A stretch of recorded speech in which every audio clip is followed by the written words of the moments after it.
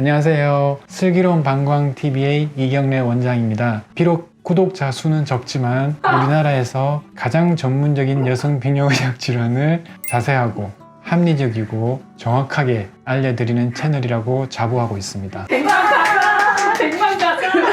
많은 분들이 도대체 여자들이 비뇨의학과를 왜 가냐라고 이제 궁금해하시는 분들이 많이 있고, 도대체 비뇨기과에서 여자들이 가서 뭘 하는 거지? 라고 이제 생각하시는 분들이 많이 있기 때문에 1년간의 통계를 뽑아서 과연 여자분들은 뭐 때문에 비뇨기과 오는 건지, 어떤 내용으로 치료를 받는 건지, 비뇨기과 도대체 뭘 하는 건지에 대한 탑 10을 뽑아 보았습니다. 그래서 오늘은 12에서 6위까지 이렇게 하도록 하겠습니다. 자, 우리 실장님 이렇게 수고스럽게도 많이 보셨던 거죠. 또 이렇게 옷과 또 맞췄습니다. 10위부터 6위까지를 한번 뽑아왔는데요. 10개 질환은 제가 이제 다 얘기는 할 수 있지만은 이 순서는 사실 저도 잘 모릅니다. 저도 같이 보면서 하도록 하겠습니다. 10위부터 먼저 하도록 하겠습니다. 자, 이게 뜯어지나 이거? 네. 아, 뜯어지네요. 자, 10위는 여성 요도 질환입니다. 우리가 비뇨기과라 그러면은 신장, 요관, 방광, 요도까지의 모든 질환들을 다루는 건데, 사실 여성의 요도에도 많은 질환들이 있습니다. 요도 개실도 있고요, 요로 감염도 있을 수 있고요, 종양도 있을 수 있습니다. 흔하진 않지만은 요도암도 있을 수 있고요. 그 다음에 이제 요도 카룬클도 굉장히 흔하죠. 그래서 우리가 간혹 외래에서 요도에 뭐가 났어요, 요도가 계속 간질간질해요, 계속 뭔가 분비물이 나와요, 뭐 이런 식의 어떤 질환들, 또는 이제 산부인과를 가가지고 내진을 해봤더니 요도에 뭔가 만져지거나 이상하다 해서 이제 보통 오게 되는 거거든요. 여성 요도 질환이 여성 비뇨의학 질환 10위에 뽑혔습니다. 혹시 선생님들 여성 요도 질환에 대해서 궁금한 거 있나요? 되게 좀 전문적인 영역이기도 합니다. 하지만 이제 내가 요도에 뭔가 이상이 있는 것 같다 그러면은 비뇨의학과를 가야 되는구나 라고 이제 생각하시면 될 것 같습니다. 네. 구체적인 거는 이제 오셔서 진단을 받아 봐야 되는 거니까요. 9위는 뭐가 뜨는지. 9위는 여성 성형 수술이 되겠습니다. 비뇨기과에서 수술도 해요? 비뇨기과 수술도 하냐고 이제 얘기를 하는데, 저희 비뇨의학과에서도 이제 요심 수술이라든가 방광류 수술을 많이 하고 있죠. 그 수술을 하면서 같이 하는 분들도 많이 있습니다. 그래서 소음순 성형 수술이라든가 질 성형 수술이라든가 폐엄 성형 수술이라든가 또는 또 재수술이라든가 이런 것들도 다 여성 성형 수술이라고 하고, 저희 병원에서 많이 하는 수술에 해당이 되겠습니다. 이런 여성 성형 수술은 대부분 이제 비급여 질환이기 때문에 수술비에 대한 좀 부담이 될 수도 있고, 하지만은 상담을 하고 꼭 필요한 경우 적극적으로 치료하시면 됩니다. 8위는 뭐죠? 선생님들 아시나요? 외형부 질환. 외형부 질환 맞아요?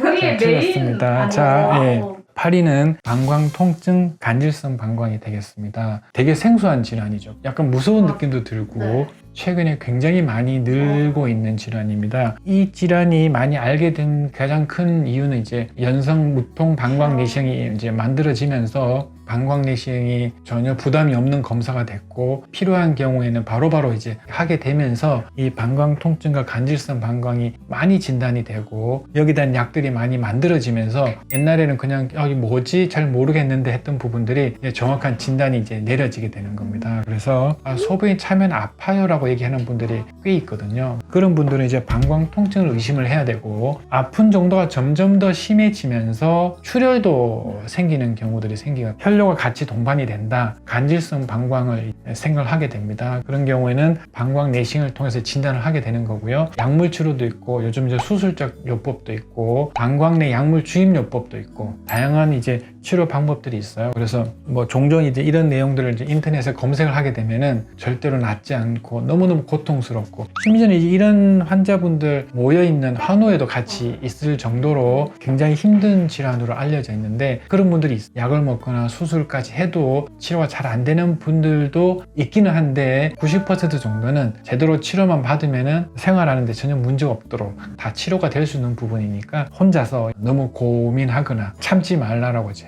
부탁 말씀을 드리고 싶습니다. 7위는 뭐가 될까요?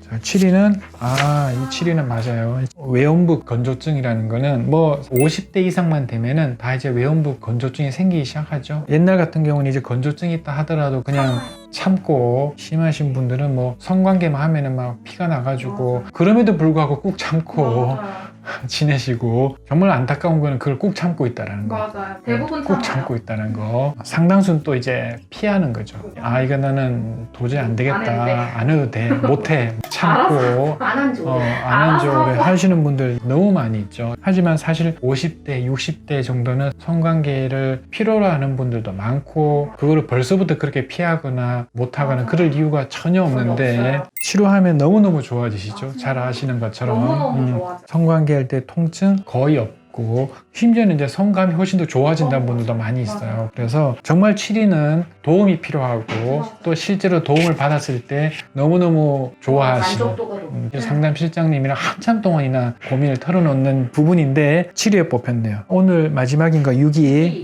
저 팔이 아파야 되는데 사실 6기 역시 마찬가지로 외음부 쪽 이제 피부 질환입니다. 아주 원칙적으로 이 외음부 피부 질환은 비뇨기 질환은 아닙니다. 원칙적으로는 피부과에 해당이 되는 질환입니다. 근데 저희 병원에서 왜 이게 6기에 뽑혔냐면은 사실 외음부 쪽은 피부과에서 치료를 해야 됨에도 불구하고 매진하기도 좀 힘들고 맞아요. 진찰이 너무 힘든 부분들이 있어요. 근데 저희들이 이제 그런 환자분들이 좀 많다 보니까 진료를 하면서 생각보다 이 외음부 피부 질환이 너무너무 좋아지다 보니까 이 6기는 사실은 이제 입소문을 통해서 조금씩 많이 오신 거의 분들이 대부분. 됩니다. 그래서 비뇨의학 질환은 아니지만 저희 병원에서 많이 보고 있는 부분이고요. 단순히 그냥 가려움증 정도로 해서 저희 병원 오신 분들은 거의 없고 피부에 이제 염증이 심해지고 만성 단순 태선이라 그러죠. 피부가 두꺼워지고 변형이 되고 심지어는 이제 백반증이라든가 모양까지도 변형이 되면서 이제 그 정도 되어서야 저희 병원 이제 오시는 분들인데 외음부 피부 질환도 저희들이 치료를 해보니까 사실 정말 필요로 하고 힘들어하는 분들이 많고 몇 가지만 좀 이렇게 지켜줘도 좋아질 수 있는 분들이 많아가지고 감사히 치료하고 있고 또 환자분들도 많이 좋아져서 저희들도 고맙게 생각하고 있는 부분입니다. 6기에 뽑혔네요. 오늘은 12부터 해서 6기까지 질환을 살펴봤고요. 이 질환들이 사실 공통점이라 그러면은 주위에 얘기를 하기 힘들어하는 부분들이라는 맞아요. 겁니다.